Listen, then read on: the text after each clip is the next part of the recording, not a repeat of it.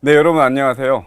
세 번째 강의지만 아마 이관영 교수님 수업을 벌써 들으셨을 거고, 어, 여러분들 1학년인데 그래도 1학기를 잘 무사히 마치고 이제 2학기를 시작하는데 자료구조가 아마 어려울 거예요, 여러분들. 뒤쪽으로 가면 더 어려운 과목도 있지만 자료구조가 이제 첫 번째 나오는 아주 전공하고 밀접한, 아마 이관영 교수님 부분은 여러분들이 저걸 왜 배우지? 혹은 이거 뭐 컴퓨터가 아니네 라고 생각하실지 모르지만 사실은 정말 중요한 과목이고 내용들이거든요. 그거를 정확하게 이해를 해야지 그 뒤쪽에서 이게 이렇게 돌아가는구나, 이렇게 실행되는구나, 컴퓨터는 이렇게 저장되는구나 라는 것을 이해하시게 될 거예요. 그래서 가능하면 출석 수업을 꼭 들어서 그 부분, 이관영 교수님이 강의하셨던 부분 앞쪽에서 1강, 2강 쪽을 참 정확하게 이해하는 게 무척 중요하다고 생각해요. 그래서 다시 한번 말씀드리지만 출석 수업을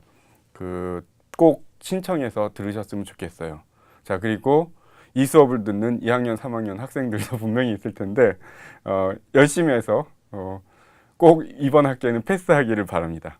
자, 오늘 할 내용은 자료구조 이야기입니다. 먼저 자료구조가 무엇인지 여러분들한테 제가 설명을 드릴 텐데 막 프로그래밍을 이제 1학기 때 여러분들 아마 하셨을 텐데 프로그래밍을 잘 해본 학생이라면 되게 가슴에 와 닿을 것이고, 그렇지 않으면 프로그램을 이제 막 잘 모르고 지나갔거나 많이 프로그래밍을 해보지 않은 학생들은 이거 별로 안 중요할 것 같은데 라는 생각을 하실 거예요. 그래서 가능하면 여러분들이 이 내용들을 개념 위주로 이해를 하시면 좋을 것 같고, 2학기 때 자료구조를 들으시면 돼요. 그러니까 2학년에 가서 자료구조를 들으시면 되는데, 그 전에 여러분들이 배울 과목에 대한 오리엔테이션이라고 생각하면 좋을 거예요. 아마 이런 이야기는 이관영 교수님도 하셨을 텐데, 여기에서 나오는 내용들, 컴퓨터과학 개론에서 나오는 내용들이 모두 다 여러분들에게 배울 내용들을 미리 알려주는 것이라고 생각을 하시면 돼요. 그래서 개념을 정립하는 거다라고 생각하고 수업을 들으시면 좋을 것 같고요. 맨 처음에 이제 아무래도 자료구조에 대한 내용이니까 자료구조에 대한 과목에 대한 오리엔테이션이라고 생각한다면 자료구조가 무엇인지에 대해서 한번 생각을 해봅시다. 자료라는 건 데이터고 구조는 이렇게 어떻게 쌓아놓을 것인가에 대한 내용들인 거죠. 그래서 이걸 좀 더 쉽게 얘기하자면 집안에다가 우리 저거 하잖아요. 분리수거 할 때 플라스틱은 플라스틱, 비닐은 비닐, 종이는 종이, 음식물 쓰레기는 음식물, 이렇게 나누어서 이 분류를 해놓고 그것들을 그 자리에다가 버리잖아요. 원래 정해져 있는 그것이라고 생각을 하시면 돼요. 그래서 그런 개념으로 자료구조는 데이터를 어떻게 모아놓을 것인가, 어떻게 분류해 놓을 것인가, 어떻게 쌓아놓을 것인가에 대한 이야기라고 생각을 하시면 돼요. 그러니까 데이터가 이름 혹은 나이, 두 개는 다른 데이터잖아요. 무슨 말이냐면 이름은 한글이라는, 그리고 나이는 숫자라는, 그럼 얘네들은 섞여 있을 수가 없어요. 그렇기 때문에 그걸 따로 분류를 해야 된다는 거죠. 그런데 재밌는 것은 이름도 어떤 사람은 한자 이름이 있고 어떤 사람은 한자 이름이 없는 한글 이름인 경우도 있죠. 그러면 또 이름 중에서도 또 분류를 해줘야 된다는 거예요. 이렇게 우리가 다루어야 할, 컴퓨터에서 다루어야 할 데이터를 어떻게 분류하고 어떻게 모아놓고 어떻게 구조화하나. 근데 구조화라는 말을 처음 썼는데 이제 여기 내용을 보시면 아마 이런 얘기가 나오죠. 논리적인 관계예요. 약간 어려워졌지만 그래도 그 관계가 있어. 정광식과 8월 25일. 그럼 서로 생일, 그러니까 사람과 생일 관계라는 거죠. 그런 식으로 우리는 데이터를 혹은 자료를 컴퓨터에서 다룰 때 혼자서 떨어져 있는 자료는 거의 없다는 거예요. 정광식이라는 이름이 결정이 되면 컴퓨터 과학과 교수라는 자료가 다시 거기에 관련이 돼 있고, 혹은 8월 25일이라는 생일이 관련이 돼 있고, 컴퓨터 과학계라는 개설한 과목이 관련이 있는 거예요. 그러니까 무슨 얘기인지 아시겠죠? 그러니까 데이터들이 서로 관련이 있는데 그 관련된 것들을 어떻게 잘 조직화할 것인가. 그러면 사용하기가 편하다는 거예요. 여러분들 책상에 혹은 식탁에 뭐 숟가락, 젓가락, 칼, 뭐 또 뭐가 있죠? 국자, 뭐 막 그런 것들을 한 통에다가 다 넣어놨다고 생각해 보세요. 그러면 그 상 차리거나 요리할 때 굉장히 힘드시겠죠. 혹은 여러분들 책상에 국어책, 물론 여러분들 국어는 아니겠지만 제 아이를 생각해 본다면 국어책, 수학책, 뭐 영어책, 과학, 국사, 참고서, 교과서, 뭐 학원에서 받아온 유인물 이런 것들을 한꺼번에 다 놓는다고 한다면 아마 굉장히 복잡해질 거예요. 무엇이 찾아내는데. 혹은 공부하려고 딱 책상에 앉으면 책 찾는데 막 5분, 10분씩 걸린다는 거예요. 그렇다면 우리는 어떻게 해야 돼요? 교과서 따로 칸 하나 만들어 놓고 참고서 따로 만들어 놓고 유인물 따로. 그런데 교과서 칸에도 국어, 수학, 영어별로 다 분류를 해놓고 그거하고 동일하게 참고서에도 국어, 수학, 뭐 과학 순으로 다 해놓고 마찬가지로 유인물도 그렇게 해놓는다면 아마도 분명히 굉장히 쉽게 찾을 수 있겠죠. 자, 그거예요. 우리가 일상생활에서 했던 주변을 정리하는 것처럼 컴퓨터에서 프로그램을 하기 전에 그 프로그램 혹은 여러분들이 다루어야 할 자료들을 어떻게 분류해 놓은가, 어떻게 관련 지어 놓을까, 어떻게 구조화할 것인가에 대해서 배우는 게 바로 이 자료구조라는 과목이라는 거죠. 자료구조에서 항상 나오는 게 추상화예요. 자료는 지금 제가 여러분들한테 말씀드렸던 건 단순하게 자료라는 것을 그냥 뭐 쌓아놓는다 라고 이야기했지만 실생활에 있는 어떤 값들, 어떤 대상들을 추상화시켜서 컴퓨터에 저장할 수 있도록 혹은 컴퓨터에서 표현될 수 있도록 혹은 컴퓨터의 논리 회로들 막 그것들 틈바구니 속에서 프로그램을 이용해서 그 데이터, 그 자료에 접근할 수 있도록 해주는 것이 바로 자료 구조예요. 자, 굉장히 어려웠죠. 처음엔 여러분들 뭐 그냥 그래 자료만 잘 쌓아놓으면 돼, 자료만 잘 분류해 놓으면 돼. 그런데 갑자기 컴퓨터 얘기가 나오더니 회로 얘기가 나오더니 걔를 잘 접근한다라는 얘기까지 나오면서 추상화라는 말을 쓴 거죠. 자, 그러면 추상화가 뭔지 한번 봅시다. 추상화라는 것은 어떤 그 자료, 여기서 나온 것들은 논리적인 관계를 구조화한 것. 그런데 그 중에서 필요한 것들만 뽑아낸 것이라고 이야기를 하는 거죠. 그래서 보시면 여기에 나와 있는 것처럼 추상화를 통해서 자료의 논리적 구조를 표현해? 뭐 그게 어떻게 가능하다는 거야? 라고 이야기를 할 텐데 추상화라는 것에 대해서 먼저 한번 공부를 해보도록 하죠. 가장 대표적인 게 제가 추상화는 이거야 라고 강의 시간에 출석 수업 시간에 이야기하는 것 중에 가장 대표적인 게 뭐냐면 바로 수학이에요. 정말 재미있는 건 우리나라 학생들이 수학을 잘하니까 외국 나가면 외국에 이제 영어를 잘 못하는 학생이 외국에 유학을 가거나 뭐 어떻게 이민을 가거나 했을 때 다른 점수들은 다 최하위를 받는데요. 근데 수학만큼은 1등이래요. 뭐 수학을 잘하는 것도 있지만 여기서 지금 제가 그 얘기를 하려고 하는 것은 아니고 자, 가장 대표적인 게 수식은 지금 2 더하기 3은 전 세계 공통 수식이에요.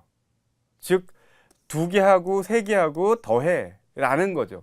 이게 바로 추상화된 개념을 전달하는 방법이라는 거죠. 즉 추상화된 것들은 전 세계적으로 공통되어 있는 것이고 그 2 더하기 3은 2는 2개라는 뜻, 3은 3개라는 뜻, 이것을 더하라는 뜻, 이런 더하라는 기호, 이런 것들이 추상화됐다는 것. 여러 가지 의미들 중에서 한 가지만을 표현하도록 만들어준 것이에요. 즉 추상화라는 것은 어떠한 개념을 전달하기 위해서 서로 약속해 놓은 것이라는 거죠. 자, 그런 관점에서 추상화를 수학식이라고 보신다면 한 가지 더 얘기를 해볼게요. 제가 여러분들한테 여러분 버스 타러 갑시다 라고 하면 여러분은 그게 무슨 의미인지를 아시죠? 왜냐하면 버스라는 것은 정말 다양할 거예요. 아마 미국에서 타는 버스와 한국에서 타는 버스가 다르고 뭐 마을 버스하고 광역 버스하고 시내 버스 뭐 다 다르잖아요. 하지만 제가 여러분들한테 자, 버스 타러 갑시다라고 이야기할 때는 그때는 버스라는 추상화된 개념만 여러분들이 뽑아서 이해를 한다라는 거예요. 즉 내가 무슨 버스고 어디를 가야 되고 어디서 타야 되고 돈은 얼마, 그런 것들을 일절 말하지 않더라도 내가 여러분들한테 버스 타러 갑시다라고 하면 여러분들 그 의도나 의미를 파악하는 것, 그게 바로 우리는 추상화된 단어, 버스라는 단어를 여러분들이 들었을 때 아, 이런 추상화된 개념이 있구나 라고 추출해서 추상화된 감만 여러분들이 갖는다라는 거예요. 그것을 통해서 우리가 의사소통이 되는 거죠. 바로 수식이나 언어가 바로 추상화라는 방법을 이용해서 의사를 전달하는 거죠. 자, 그러면 자료의 추상화는 뭐냐? 자료의 추상화는 그 자료가 다루어야 될 대상이나 이 자료에 대해서 어떤 뭐 연산이 반영되거나 그런 것들을 모두 다 내포하고 있는 거예요. 그래서 이 내용에서는 추상화를 아주 확장시켜서 하진 않겠지만 우리가 자료 구조를 2학년 때 여러분들이 자료 구조를 배우게 될 때는 바로 이 자료의 추상화라는 것부터 처음부터 시작해서 abstract data type, 추상 자료형, 이것들을 배우게 되는데 우리는 지금 1학년이잖아요, 여러분들. 1학년이기 때문에 자료 구조라는 것은 자료의 추상화를 통해서 자료의 논리적 관계들을 표현하는데 추상화라는 것은 어떤 객체, 어떤 의미의 공통된 것만 추출해서 전달하는 방법이 추상화다라고 여러분들이 이해하면 좋을 것 같아요. 이거는 그냥 여러분들이 직관적으로 아마 이해할 수 있는 건데 자료가 복잡해지고 소프트웨어가 복잡해질수록 추상화라는 것이 잘 이루어지면 유지 보수가 쉽다라는 거예요. 그러니까 정광식의 이름을, 그러니까 이름이라는 자료 구조를 아무 생각 없이 그냥 이름이라고 해놓으면 이게 나중에 문제가 되는 게 아까 말씀드렸던 것처럼 한자 이름이 있는 사람이 있고 한 영어 이름이 있는 사람이 있고 뭐 이름 글자 수가 뭐 10글자가 넘는 사람이 있고 그렇게 하다 보면은 좀 더 추상화가 구체적으로 정의가 돼야겠죠. 그런 의미에서 자료 구조가 점점 그러니까 자료 구조가 점점 중요해진다라는 것은 다뤄야 할 데이터를 더 세밀하게, 치밀하게 접근하고 뭐 더하거나 빼거나 하는 더 치밀한 연산이 정의돼야 된다는 것. 그러면서 자료 구조는 더 중요한 위치를 차지하게 되고 자료 구조가 제가 본 사례가 있는데 자료 구조를 정확하게 세밀하게 정의하지 못해갖고 속도가 너무 느려지는 경우를 봤어요. 이거는 뭐 여기서 자세하게 설명하진 않고 자료구조 시간에 배울 테니까 2학년 때 자료구조 시간에 여러분들 배우면 좋을 것 같고요. 자, 추상화에서 이제 조금 더 얘기를 한다면 공통적인 개념, 버스 얘기를 들었잖아요. 버스예요, 여러분들. 버스 타자 그럼 알아듣잖아요. 그게 추상화된 상황에서 우리가 여러분과 제가 의사소통을 한다는 거죠.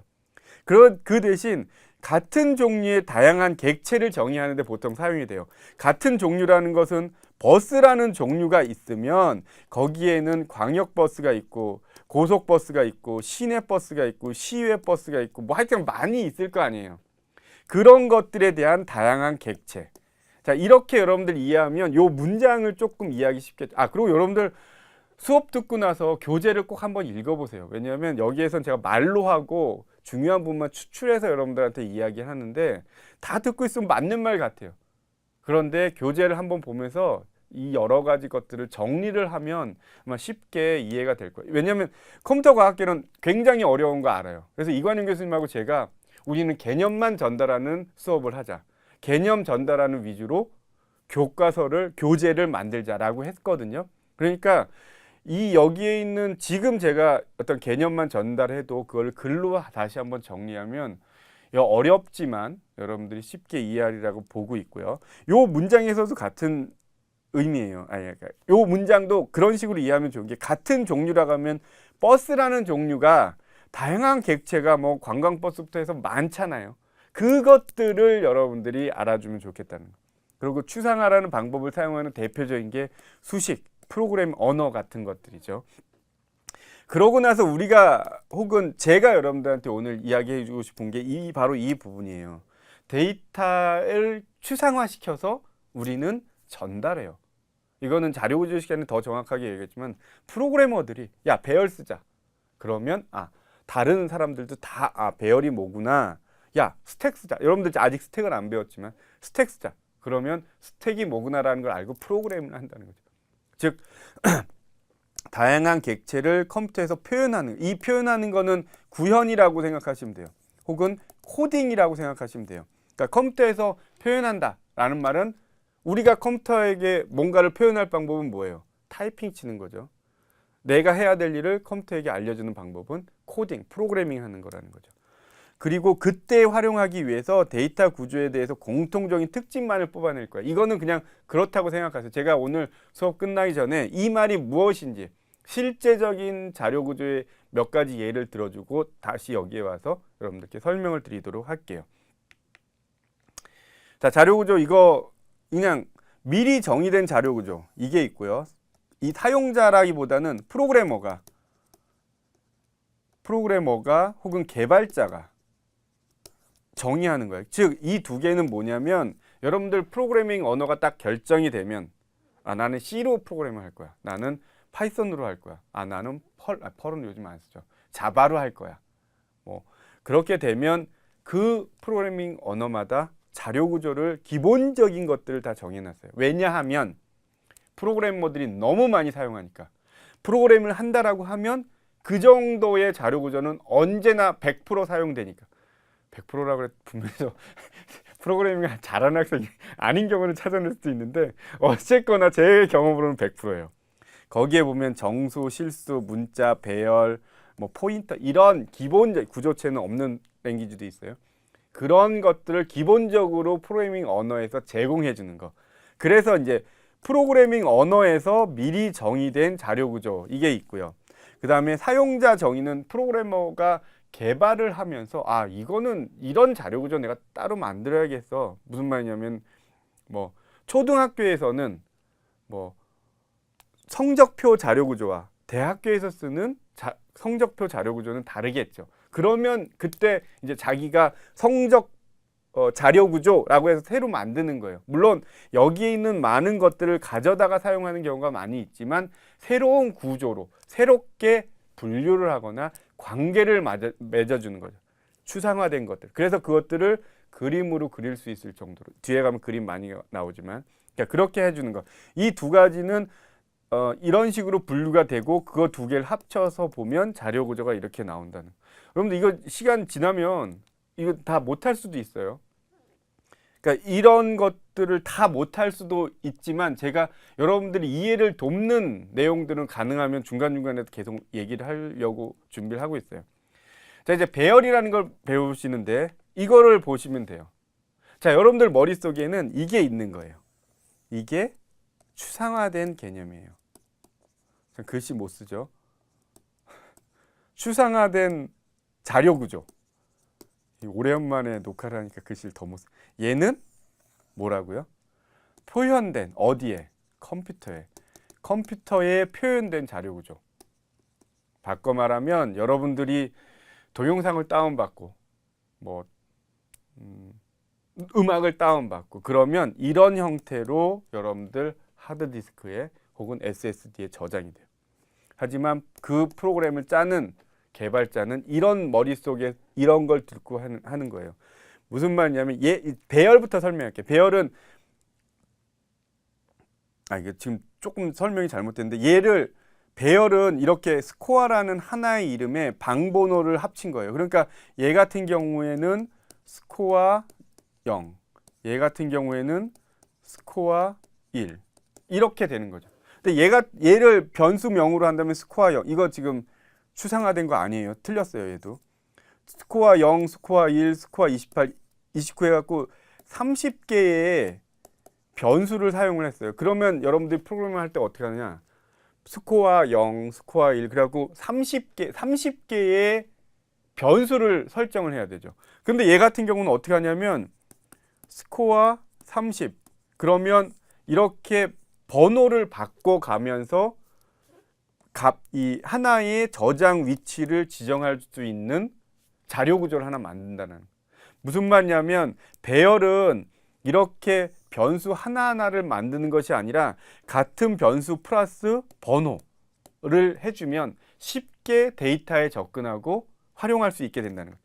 그래서 여기에서 보시면 동일한 자료형을 갖는 여러 개의 데이터를 동일한 변수죠. 여기에서 아까 말씀드렸던 게 스코어라는 변수 이름을 쓴 거예요. 그러면서 뭘 썼냐? 첨자나 인덱스를 쓴 거예요. 첫 번째 배열은 항목은 0번, 두 번째는 1번. 자, 이렇게 하면 얘를 일반적으로 표현할 때 스코어 i라고 쓰는 거죠. 그럼 이 값을 계속 0부터 29까지 변경을 시키면 그러면 프로그래밍 할 때 굉장히 쉽겠죠. 그리고 이러한 개념을 우리는 이러한 개념의 자료 구조를 배열이라고 해서 이미 여기에서 대부분의 프로그래밍 언어들이 이 배열이라는 자료 구조를 제공하고 있어요. 그래서 그냥 프로그래머들은 사용만 하면 돼요. 그래서 여기 내용을 보시면 원소, 얘는 값이에요. 여기 보시면 데이터라고 나왔잖아요. 그 다음에 번호라고 해서 이 부분이 바로 첨자에 해당하는 거고 데이터는 여기에 32, 58 그렇게 저장되는 거죠. 이 그림으로 이거 제가 아까 설명을 잘못했지만 여러분들 이거 설명 잘못된 거였어요. 자, 여기에 나와 있는 이 값들이 바로 데이터가 되는 거예요. 그리고 여기에 있는 것들이 첨자가 되는 거죠. 이렇게 표현하면 이런 식으로 30개의 변수를 계속 선언하고 프로그램 짤 때마다 뭐 스코어 0번, 스코어 28번 이렇게 하면은 굉장히 번거롭고 프로그램이 길어지겠죠. 하지만 이 방법대로 하면 굉장히 간편하게 요 첨자 값, 인덱스 값만 변화시키면 되게 쉽게 프로그램이 가능하다라는 장점을 갖고 있는 거죠. 자, 이제 배열도 여러 종류가 있어요. 근데 우리는 배열은 여러분들 뭔지 아시죠? 이름하고 뒤에다가 인덱스, 첨자값만 바꾸면서 계속 접근하는 건데 이제 배열이 한 종류가 아니라 여러 종류예요. 무슨 말이냐면 첨자가 한 개 있는 게를 1차원, 첨자가 2개 있으면 2차원, 여러 개 있으면 다차원 이렇게 얘기를 해요. 그래서 보시면 1차원은 단순해요. 이렇게 해갖고 쭉 해갖고 얘가 스코어 0번, 스코어 1번 뭐 이런 식으로 보여주는 이거예요. 이거. 그래서 0번, 1번 해갖고 U번까지 있으면 얘는 뭐 U 플러스 빼기 0 플러스 1 그러니까 U 플러스 1개의 방이 있는 애라는 뜻이잖아요. 자, 그러면서 주소 계산하는 방법이 있는데 이 주소 계산하는 방법은 강의에서는 안 할 거예요. 시간이 없으니까. 그래서 1차원 배열에서 여러분들이 알아야 될 것은 한 개의 첨자만 갖고 지정을 하니까 이런 식으로 위치가 결정이 된다는 거예요. 0번, 1번, 2번, 뭐 n번 이런 식으로 위치가 결정이 된다는 특징이 있고요.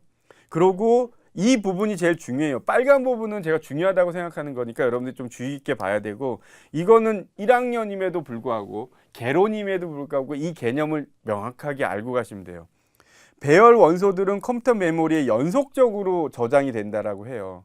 무슨 말이냐면 우리는 이거를 왜 하냐면 뒤에 리스트하고 비교해서 설명드리려고 그러거든요. 이 부분이 무슨 말이냐면 얘는 이게 이제 사람들 머릿속에 개발자들 머릿속에 있는 개념이에요. 아, A 0번 있구나, A 1번 있구나, A I번, A U번 있구나. 그런데 실제 메모리에 아까 제가 실수한 건데 실제 메모리에 얘가 이 값들이 저장될 때도 이렇게 순차적으로 똑같은 순서대로 A 0번이 A 1번이 혹은 여기에 A의 I번이 저장이 된다는 거예요. 그렇게 OS 만든 사람이 했어요. 그러니까 컴파일러도 했겠죠. 자, 여기는 실제로 얘는 A의 0번이라는 개념보다는 이거는 이제 머릿속이에요. 여기는 실제 컴퓨터 메모리예요. 여기는 00FF, 여기는 뭐 01FF, 여기는 11FF 이런 식으로 실제로 16진수 주소값으로 접근이 돼요. 우리는 몰라도 되지만 즉 여기에서 이야기하고 싶은 것은 배열들의 원소가 프로그램의 머릿속에서는 다 일렬로 쭈룩 돼 있는데 실제 컴퓨터에 저장될 때나 혹은 실제 컴퓨터에서 메모리에 적재될 때도 일렬로 쭈루룩 그러니까 저장이 돼서 우리가 접근을 한다라고 여러분들이 생각을 하시면 될 거예요. 그러니까 그런 것들이 왜 중요하냐?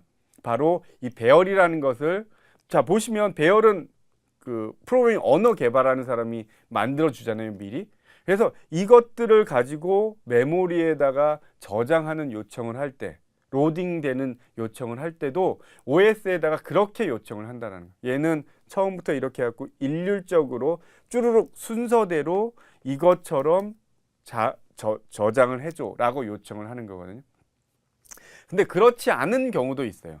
그거는 리스트에서 제가 링크드 리스트라는 부분에서 보여드릴 텐데 어쨌거나 배열이라는 것은 두 가지만 여러분들이 이해를 하면 좋겠어요.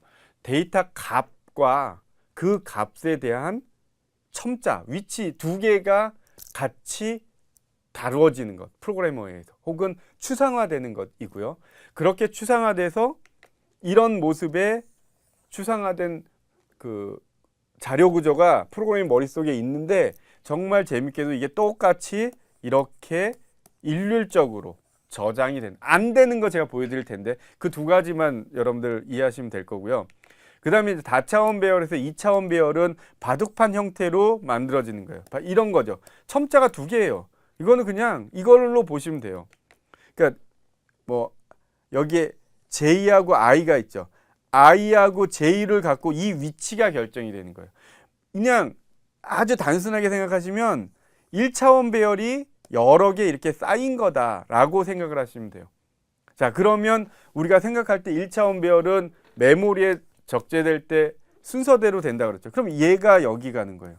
그럼 바로 밑에 얘가 여기 들어가고 바로 밑에 여기 들어가고 쭉 들어간 다음에 한 행이 이제 다 여기 일렬로 들어가죠. 요렇게 된다고 생각하시면 그리고 나서 다음 번째 행이 그 밑에 가고 이렇게 해갖고 또 행이 하나 이것이 0번 행 이게 1번 행이면 여기가 0번 행 여기가 1번 행 이렇게 저장되면 아까 말씀드렸던 배열은 연속적으로 저장된다라는 것을 계속 반복하게 되는 거죠.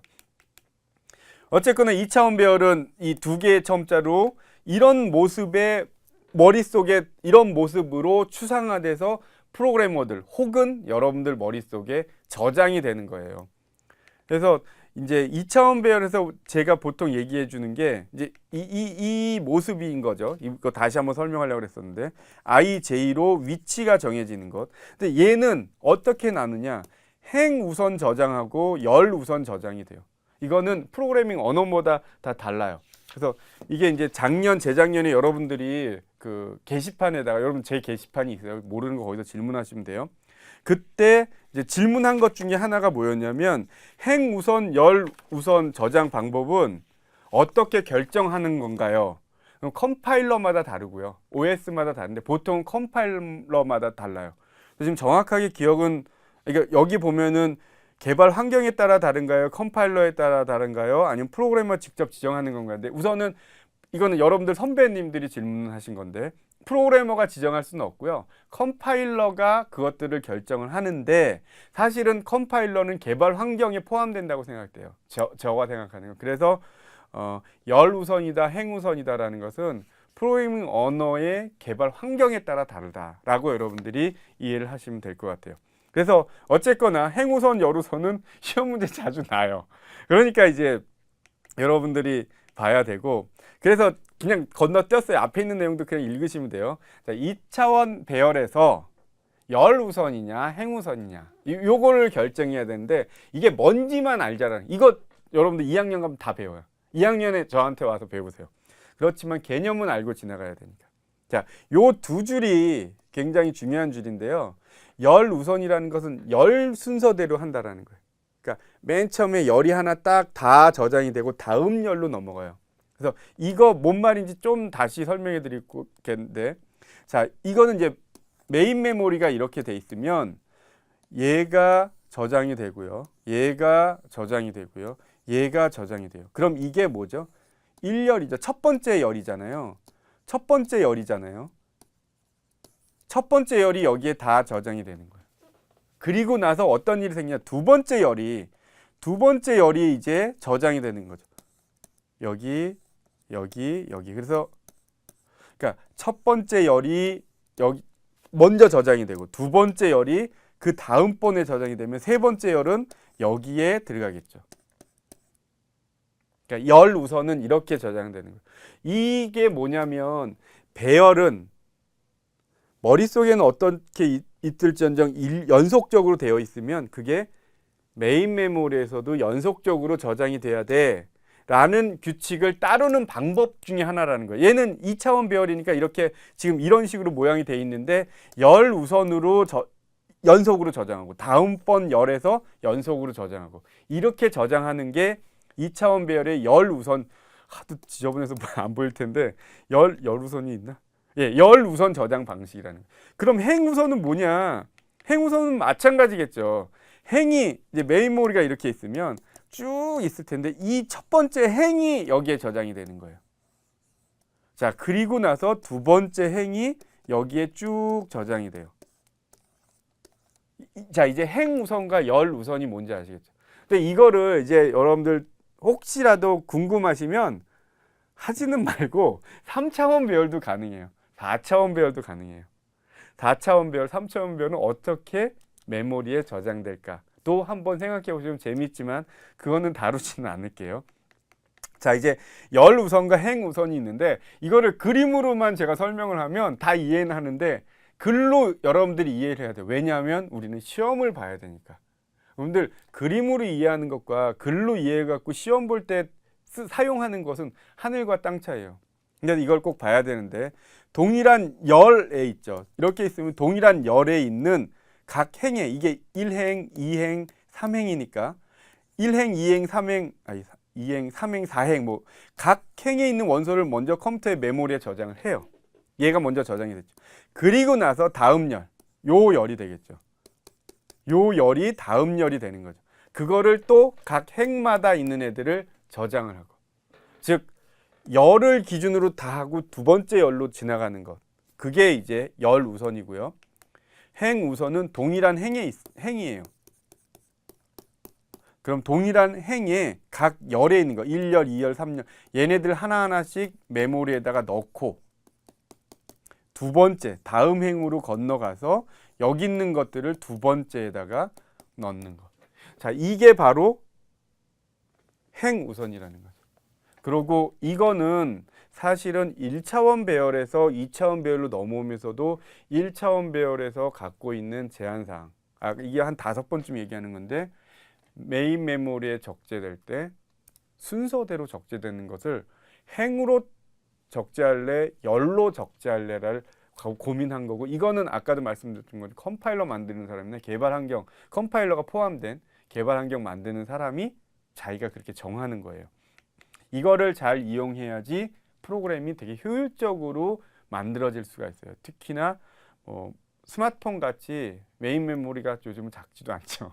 메인 메모리가 제한적인 애는 이런 자료 구조가 어떻게 다루어지는지를 잘 알고 프로그램하면 굉장히 효율적으로 만들어낼 수가 있다는 거죠. 그리고 이제 여러분들이 2학년 돼서 자료 구조 배울 때는 저한테 질문하셔도, 그럼 3차원은 어떻게 저장이 됩니까? 3차원 배열도 배열이기 때문에 아까 말씀드렸던 순서대로 저장되어야 된다라는 규정, 제한점, 크리테리아라고 그러는데 그거를 반드시 따라야 된다는 거죠. 여기는 쉬운가 봐요. 왜냐하면 작년, 재작년 게시판에 올라왔던 질문들을 봤는데 오늘 3강에서는 별 내용들이 없어요. 자, 이제 희소행렬은 되게 단순한데 학생들이 많이 틀려요. 이유를 모르겠어요. 이거 조금만 공부하면 쉽게 맞출 수 있거든요. 자, 이 행렬은 그냥 여러분들이 알고 있는 행렬이고, 얘를 프로그래밍을 해서 표현을 하려면, 이 코딩을 하려면 2차원 배열로 하겠죠. 이런 식으로 해서 이렇게 이런 식으로 2차원 배열을 할 거예요. 이것처럼 여기에 있는 것처럼 2차원 배열로 표현을 할 텐데, 보세요. 여러분들 좀 특이한 게 있죠. 0이 되게 많아요. 사실 0이 되게 많다라기보다는 0이 반을 넘어요. 근데 이걸 굳이 표현을 해야 돼? 이런 행렬이 흥분하면 안 되는데 이런 행렬이 꽤 많아요. 이렇게 많단 말이에요. 그럼 야 이거를 다 표현하려면 메모리가 낭비가 된다는 거예요. 야 그럼 이거를 메모리를 줄이는 방법을 한번 찾아보자. 즉 행렬이 있는데 0의 값이 혹은 일정하게 반복되는 값이 반을 넣으면 그 행렬을 우리는 희소 행렬이라고 정의를 하고 컴퓨터에서는 이거를 다르게 표현해 보자, 다르게 처리해 보자 라고 하는 거예요. 그러면 야, 이렇게 반복되는 0의 값은 빼고 값들만 찾아서 얘를 프로그래밍 할 때 넣어보자 라고 해서 만들어진 게 희소 행렬이고, 얘는 메모리 낭비를 막으려고 하는 거예요. 무슨 말인지 아시죠? 이 메모리를 어떻게 해서든지 조금 쓰면서 하죠. 왜냐면 메모리하고 CPU가 이 컴퓨터에선 제일 중요한 애들이에요. 걔가 값이 제일 비싸고요. 걔네들이 계속 발전이 되는데 이런 얘기를 하는 순간 제가 딴 게 생각났어요. GPU가 요즘 지금 욕할 뻔했어요. 난리죠. GPU가 난리예요. 그래서 GPU하고 CPU가 말같이 딴 얘기하고 있는데, CPU는 기본적으로 패러럴하게, 그러니까 이 CPU 같은 경우에는 계산하는 걸 시퀀셜하게 돼 있도록 아키텍처가 만들어져 있고요. GPU 같은 경우에는 화면 처리를 하기 때문에 패러럴하게 화면이 한 번에 쫙 나오게 데이터를 처리할 수 있도록 아키텍처가 만들어졌어요. 그래갖고 사실은 패러럴 컴퓨팅 할 때는 GPU 사용하면 훨씬 더 빨라요. 똑같은 프로그램 갖고 컴파일러는 물론 다르겠지만. 그래서 요즘 블록체인 갖고 이 비트코인이나 여러 가지 가상화폐 채굴 할 때 그걸 많이 사용하죠. 어차피 걔는 수식만 죽어라고 돌리니까 패러럴하게 돌려보내면 더 빠르거든요. 갑자기 쓸데없는 얘기를 했어요. 어쨌거나 여러분들 희소 행렬을 잊지 마시고요. 여기 이제 글로 나오죠. 원소 값이 0인 원소. 근데 이게 지금 저는 약간 불만인데, 사실은 원소 값이 0인 원소도 있지만 사실은 특정 값이 계속 반복되어 나오는데 그게 과반을 넘으면 희소 행렬이라고 저는 사실은 정의를 해요. 딴 데 가서는 그렇게 강의를 하는 경우가 있는데, 우리는 그냥 교과서, 아주 전형적인 교과서만 따를게요. 원소값이 0인 원소가 그렇지 않은 원소보다 상대적으로 많은 거는 과반을 넘는 거예요. 그러면 얘는 희소행렬이야. 얘는 다르게 표현하면 메모리를 많이 절약할 수 있어. 0의 값을 저장하기 위해서 컴퓨터 메모리가 낭비되는데 그걸 막으려고 그러니까 만들어낸 게 희소행렬의 표현이라는 방법이고요. 희소행렬의 0인 원소는 저장하지 않고요. 0이 아닌 값만 따로 모아서 저장할 거예요. 요런 애들만 따로 모아서 저장을 할 거예요. 자, 그러면 어떻게 표현하냐? 이렇게 표현할 거예요. 그림 먼저 보여드리면 여러분들이 쉽게 이해하죠. 추상적으로 추상화시켜서 어떤 정보를 여러분들한테 전달하는데 최고는 사실은 그림이에요. 여러분들 어디를 가더라도 화장실은 직관적으로 찾죠. 아, 저게 남자 화장실이야, 여자 화장실이야를 대부분 다 찾을 수 있어요. 그게 추상화가 되어 있는 마크를 일반적으로 사용되니까. 그런데 그게 화장실을 가야겠다라는 상황은 거의 유사하니까 사람들이 본능적으로 확 찾는 거예요. 자, 보시면 0과 1은 행의 좌표, 열의 좌표예요. 즉 0, 0, 1, 이거 써놓을 걸. 4, 5, 6, 7, 8이고요. 0, 1, 2, 3, 4, 5, 6, 7이죠. 이게 뭐예요? 요게 첨자죠. 이게 첨자고요. 왜냐면 얘도 배열이니까 여기에 있는 많은 값들이 데이터이죠. 그래서 우리는 행렬의 0, 그 다음에 1, 0과 1의 값을 보면 20이 있으니까 여기에다가 20을 저장을 한 거예요. 자, 이것만 한번 볼게요.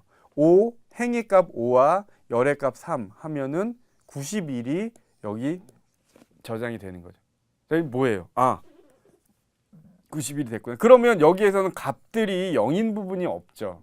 그러니까 사실은 얘보다는 얘가 메인 메모리에 올라갔을 때 훨씬 적게 메모리를 사용을 하니까 우리는 메모리 낭비를 막을 수 있다. 요 부분이죠. 요 부분이 뭔지 보면 얘는 8개의 행을 갖고, 이게 7까지 썼다 그래서 게 아니에요. 0부터 7이니까 8개의 행이 있죠. 9개니까 0부터 8까지니까 9개의 행이 있어요. 걔를 여기다 적은 거예요. 9를. 자, 그리고 이거는 뭐냐? 0이 아닌 원소들의 개수인 거예요. 얘 시험 보면 그냥 10개죠. 1부터 10개. 그래서 이렇게 써놓으면 이 희소행렬로 표현된 2차원 배열을 갖고 프로그래머들은 8개짜리, 9개짜리 행렬 하나, 거기에 10개가 값이 있네. 이런 것들을 알게 된다는 거죠. 자, 그래서 희소행렬은 아까도 말씀드렸던 것처럼 여러분들이 그 메모리 낭비를 줄이기 위해서 2차원 배열로 표현되는 것들을 약간 이렇게 바꿔서 표현해. 얘도 2차원 배열이고 얘도 2차원 배열이긴 한데 이렇게 하면은 데이터는 그대로, 메모리는 슬림하게. 자, 이렇게 된다라는 거죠. 자, 이제 갈 길이 먼데 시간은 많이 안 남았죠. 자, 리스트라는 것이 있는데 이제 선형 리스트예요. 선형 리스트는 자료 구조인데 얘의 특징이 뭐냐? 순서가 있다라는 거예요. 근데 이 순서가 어떻게 나온 순서냐면 논리적으로 보통 만들어지는 순서라는 거죠. 그래서 월화수목금토일은 순서대로 있죠. 그런데 이걸 나 목요일날 빼고 싶어. 그러면 월화수목금토일 이것도 순서가 맞잖아요. 이 순서에 그런데 나 이걸 바꾸고 싶어. 그럼 월, 수, 화, 일, 토. 그러면 이거는 순서가 안 맞는다라는 거예요. 그러니까 무슨 말이냐면 원소들 사이에 어떤 논리적인 순서를 맞춰서 놓는 것들을 우리가 보통 리스트라고 말을 해요. 그래서 리스트에서 가장 대표적인 게 뭐냐면 아마 그 정렬된 것들 있죠. 뭐 1, 3, 5, 9, 12, 13 이런 식으로 커져가는 수나 작아지는 수. 그게 바로 리스트의 가장 대표적인 거고 보통 1차원 리스트만 우리는 따질 거예요. 그러니까 한 줄로 쭉 깨었을 때 A, C, K, 뭐 O, S, X 이러면 알파벳 순이잖아요. 그러니까 선형 리스트의 가장 대표적인 게 사전이에요. 사전. 그 글자 기읍, 가나다라 해갖고 쭉 나오는 것이 바로 리스트의 가장 대표적인 모습이고 이제 그런 것들을 저장하기 위해서 만든 자료 구조가 리스트라는 거죠. 그래서 이 리스트라는 자료 구조는 의미적으로 데이터들 간의 순서가 결정되어 있는 것이라고 여러분들이 생각을 하시면 돼요. 그래서 이제 월화수목금토일이라는 것을 만들어 놓으면 이 선형 리스트를 구현하는 방법이 먼저 배열로, 여기 원래 배열이라고 있어야 되는데 제가 안 한 것 같아요. 배열이라고 이제 배열로 하는 방법이에요. 그러면 월화수목금토일로 딱 그냥 간단하게 우리 1차원 배열 배운 걸로 할 수 있는데 얘가 뭐가 문제냐? 이제 배열을 통한 구현 나왔죠. 원래 앞에 있었어야 되는데 원소들의 순서를 그대로 유지하면서 원소를 삽입해야 된다는 거예요. 그럼 뭔 문제가 나오냐? 모두 한 칸씩 뒤로 해야 되는 거예요. 즉 월, 금, 토가 있었어요. 근데 일도 있다고 칩시다. 우리 이게 이제 월요일, 금요일, 토요일, 일요일이 공부하는 날이에요. 물론 절대 이렇게 공부는 안 하겠죠. 여러분들 한 달에 스터디 한두 번밖에, 여러분들 참 스터디 가입해서 공부하세요. 그러면 훨씬 쉽게 혹은 즐겁게 즐겁게는 개뻥이고 어렵지 않게 혹은 이거 나 모르겠어 라는 시간을 많이 줄일 수 있는 그런 방법인데 스터디 꼭 하세요. 자, 스터디를 월요일, 금요일, 토요일, 일요일 날 한다고 생각해 보세요. 그런데 어떤 미친 학생이 우리 화요일도 하자. 우리 일주일에 5번을 스터디를 하자고 그러는 거예요. 그러면 이제 프로그램 짠 걸 바꿔서 해야 되죠. 그러면 여기에다가 화요일을 넣어야 되는데 그러려면 어떻게 돼야 되겠어요? 월요일, 그 다음에 금요일, 토요일, 일요일, 그 다음에 여기다 화요일을 넣어야겠죠. 그러려면 값을 이쪽으로, 그러니까 일요일을 한 칸 미루고 토요일을 한 칸 미루고 금요일을 미룬 다음에 여기에다가 화요일을 넣어야겠죠. 이게 그러니까 원래 결과를 구현하기에는, 그러니까 리스트라는 것들을 결과적으로 구현하는 건 되게 좋은데 이게 유지보수할 때 너무 어렵다는 거예요. 이런 식으로 만약 이게 월화수목금토일 30일이라고 쳐보세요. 1, 5 쫙 나왔고 여기 한 20개가 있어요. 그러니까 이 스터디는 한 달에 20개 있고 여기 5일하고 1일 날 22일을 스터디를 하는 스터디는 절대 없을 거예요. 하지만 22일 동안 이렇게 하는데 야 그러지 말고 어떤 미친 학생이 야 우리 그러지 말고 하루를 더 하자. 30일 동안 23일 날 스터디 23일 동안 스터디를 하자. 그럼 그게 합숙이지 스터디가 아니죠. 어쨌거나 3일 날도 스터디를 하자. 그러면 여기에다가 자리를 마련해야겠죠. 그러면 또 한 칸씩 다 밀려서 20번 넘게 계속 데이터를 이동해야 된다는 거예요. 이게 굉장히 큰 문제이고요. 그 다음에 또 삭제할 때도 한 칸씩 또 앞으로 가야 돼요. 즉 월요일 날, 화요일 날, 금, 토, 일 하는 스터디가 있었는데 야 하루 더 했더니만 힘들어 죽겠는 거예요. 그래서 야 그냥 원래 안 하던 대로 화요일은 빼자 라고 하면 얘가 한 칸씩 앞으로 와야겠죠. 또 이거는 또 안 할게요. 1, 3, 5, 20일 있었는데 얘를 빼면 다, 자, 무슨 말인지 아시겠어요? 그러니까 선형 리스트를 구현하는데 배열을 갖고 하면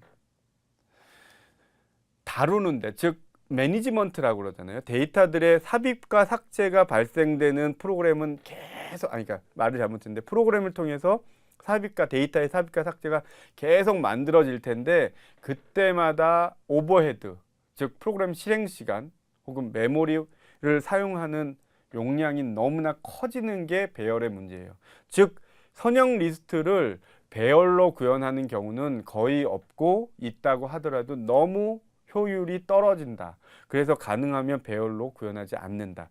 그러면은 선형, 자, 갑자기 이제 구현 쪽으로 가는데 배열도 구현하다 보면은 메인 메모리에 하나하나씩 쌓인다 그랬죠. 순서대로. 선형 리스트도 구현하다 보면 배열로 구현하다 보면 이런 문제가 있는데 그러면 선형 리스트는 뭘 갖고 구현하면 좋아? 그게 이제 연결 리스트라는 거죠. 포인터라는 개념이 있는데 노드 간의 포인터를 연결하는 거예요. 즉 우리가 하나의 값을 정할 때 여기에다가 값으로 화요일을 넣는 거예요.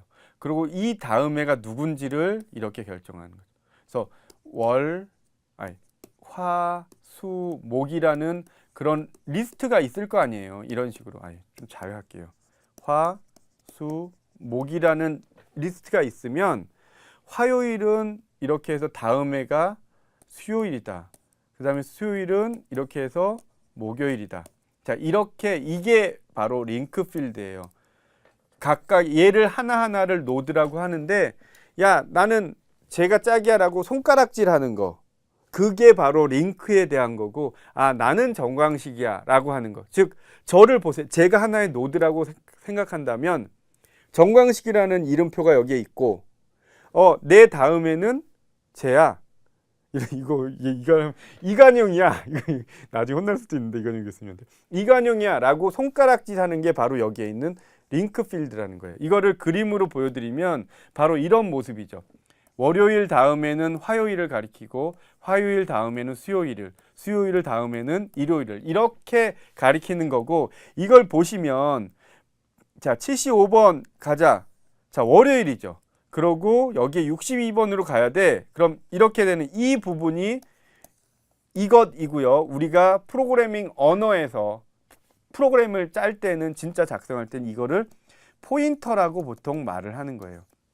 여기에 가면 또 50번이 있죠. 이건 여러분들 개념만 알면 돼요. 50번 주소값이니까 여기로 간 거죠. 17번 주소값은 여기니까 여기로 간 거고 124는 여기니까 이렇게 간 거죠. 80이니까 여기니까 이렇게 간 거예요. 무슨 말이냐면 이거는 여러분들 머릿속에 추상화된 뭐라고요? 선형 리스트이고요. 얘는 실제로 구현된 포인터를 이용해서 구현한 모습이고 이런 모습으로 메인 메모리에 적재가 되는 거예요. 자, 월요일 날 데이터 다음은 62번인 화요일.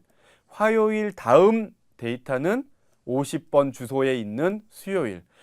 그 수요일 다음 데이터는 17번 주소에 있는 이거는 실제 하드디스크 메모리, 그러니까 주소값이에요. 이렇게 되지 않고 뭐 00FF 이런 식으로 되겠지만 우리는 이렇게 말할 거고 17번 주소에 있는 목요일, 124번에 있는 금요일, 80번 주소에 있는 토요일, 33번 주소에 있는 일요일. 그러고 이제 0값은 여기서 끝났어 라고 하면 이런 모습이 실제로 컴퓨터 안에서 구현되어 있다는 거예요. 자, 추상화된 데이터, 실제로 구현된 데이터, 그리고 추상화된 데이터가 실제로 구성화될 때는 구현이라고 하거나 표현이라고 하고, 결국은 이게 코딩 혹은 프로그래밍이라고 보통 이야기를 하죠. 자, 이제 선형 리스트는 링크드 리스트. 이거 여러분들 그냥 링크드 리스트가 이렇게 선으로 화살표로 연결돼서 보여지는 거구나. 그게 실제로 컴퓨터 안에선 이런 식으로 저장이 되구나 라는 것만 여러분들이 알면 좋을 것 같아요. 그러니까 개념만. 자, 연결 리스트는 한 선으로 돼 있는 것들이 있어요. 그런데 이거를 하다 보니까 여기까지 데이터를 읽었어요. 월, 화, 수. 야, 근데 수요일날 전날이 뭐였냐? 라고 물어보면은 이걸 뒤로 갈 방법이 없어요. 왜냐하면 이 화살표 방향으로만 가니까. 반면에 수요일, 그 다음에 금요일이라고 써져 있으면, 야, 수요일 다음에 우리 세미나 하는 날, 스터디 하는 날 언제지? 그럼 금요일로 이 화살표를 가서 딱 찾잖아요. 근데 있잖아. 우리 언제 했는지, 야, 지난번 마지막으로 세미나 한 요일은 무슨 요일이야? 라고 물어보면 여기서 돌아가야 되는데 그 화살표가 없는 거예요. 그래서 만들어 놓은 게 이중 연결 리스트예요. 여기 그림이 있나? 이거 갖고 설명할게요. 자, 여기에 월, 수, 목, 토. 그냥 토요일이에요. 이렇게 연결이 됐다고 해보세요. 얘 같은 경우에는 월, 수, 목, 토니까, 야, 목요일날, 오늘 목요일이에요. 세미나에서. 야, 근데 우리 지난번에 언제 했어? 그러려면 여기로 돌아가지 못한다라는 거예요. 화살표가 없으니까. 혹은 링크가 없으니까. 하지만, 야, 오늘 하고 내일은 언제 해? 그랬을 때 토요일로 딱 가서, 토요일이야 라고 찾아낼 수 있죠. 이거에서, 야, 전에는 뭐가 있었는데? 라고 물어볼 때를 대비해서 이쪽으로 역방향으로 가는 화살표도 혹은 링크도 만들어 놓은 게 이중 연결 리스트라는 거예요. 그래서 오늘이 목요일이잖아요. 야, 다음 세미나, 스터디는 언제야? 토요일. 야, 그러면 우리 가장 마지막에 한 스터디는 무슨 요일이야? 라고 물어보면 수요일 딱 나올 수 있게 양방향으로 가는 화살표, 양방향으로 가는 링크를 만들어 놓은 게 바로 이 연결 리스트라고 여러분들이 생각하시면 돼요. 이해는 되셨죠? 그래서 이게 그거예요. 이중 연결 리스트는 후행, 뒤로 가는 애, 선행, 다음에 올해 이것들을 다 표현하는 링크를 갖고 있는 게 바로 이중 연결 리스트다. 그래서 특정 노드에서 전에 있던 애와 앞으로 올 애들을 다 접근할 수 있는데, 근데 이거는 생각해 보면 메모리가 그만큼 더 들겠죠. 하나가 링크 값에 해당하는 게 하나가 더 들 거예요. 그래서 이 두 개를 비교해 보면 이 메모리의 낭비는 얘가 좀 크지만 효율적으로 보면 또 효율성은 얘가 크니까 그때 상황에 따라서 여러분들이 나는 이중 연결 리스트를 쓸 거야, 나는 단순 연결 리스트를 쓸 거야를 결정을 해야 된다는 거예요. 어떤 자격으로서, 프로그래머로서, 개발자로서 그것들을 결정을 해야 된다는 거예요. 그러니까 이것도 질문이 왔어요. 작년인가 재작년에 여러분들이 질문한 건데, 자, 노드를 중간에 끼워 넣을 거예요. 배열에서는 하려면 다 이동을 시켜야 되는데, 삽입하려면 이 포인터를 이용하면 이 중간에다가 포인터만 바꾸면 되는데 이 순서를 바꾸면 안 되니까 라고 했는데, 그러면 어떻게 되는지 알려드릴게요. 자, 얘가 표현하는 것들을 얘도 이렇게 바꾸죠. 그게 이 모습이에요. 얘도 이렇게 바꿨어요. 자, 그리고 y가 표현하는 값을 끊고 얘가 이렇게 하도록 이렇게 만들었어요. 그러면 47, 55, 78 순서대로 딱 들어갔죠. 그런데 어떤 학생이 물어본 게, 이거하고 이거의 순서를 바꾸면 어떻게 됩니까? 라고 했는데, 어떻게 되냐? 이걸 지우면 좋겠는데 지울 수가 없으니까 그냥 할게요, 위에다. 자, 맨 처음에 먼저 얘를 저장을 하겠다라는 거예요. 이걸 끊고. 이거는 아직 연결이 안 된 상태예요. 이런 상태죠. 이렇게 돼 있는데 얘는 y가 하는데 y가 가리키는 것을 끊고 이렇게 했어요. 자, 그리고 이거를 가리키는 걸 누군가가 가르쳐 줘야 되는데 우리가 눈으로 보기에는 아, 이거 그냥 하면 되는데 근데 실제로 여기에서는 뭔가 얘를 가리키는 값이 있었어야 되는 거예요.